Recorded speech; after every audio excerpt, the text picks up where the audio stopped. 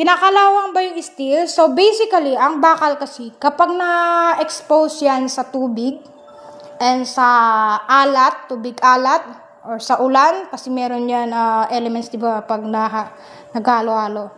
So, kapag natanggal kasi yung pinta ng bakal, then siya nag-i-start na or pinabayaan nyo sa labas from time na ilang days na tenga or ilang weeks.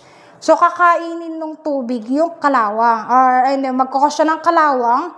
And then, itong si kalawang, yun naman yung nagiging dahilan para maging marupok yung bakal.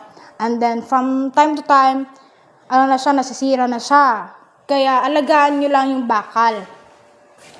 Baga, i-maintenance nyo din. Lagyan nyo ng oil or grasa. Ano pa yung pang-maintenance nyo dyan.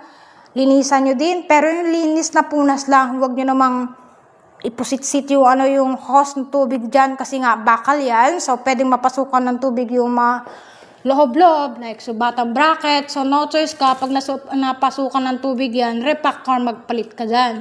So, pwede nyo namang baklasin yan. Tapos, lagyan nyo ng konting grasa for lubricant. Ayan siya. Tapos, chain nyo. Lagyan nyo din ng chain lube. Ayan, hindi porket lalagyan nyo ng grasa or mantika. Pwede na, hindi po pwede yun. So, may mga kasi yung pang maintenance. Like, dito sa kadena, hindi kung ano-anong oil nilalagay dyan. Meron yung chain lube, pang kadena yun. May mga nabibili naman dito sa TikTok na isang set yun. Mura na, I think 100 plus lang yun. So, meron yung foam, meron yung pang shampoo, meron yung pang oil para sa kadena or dito. Ayan, bumili lang kayo ng grasa. Magkano lang naman yun? Konti lang.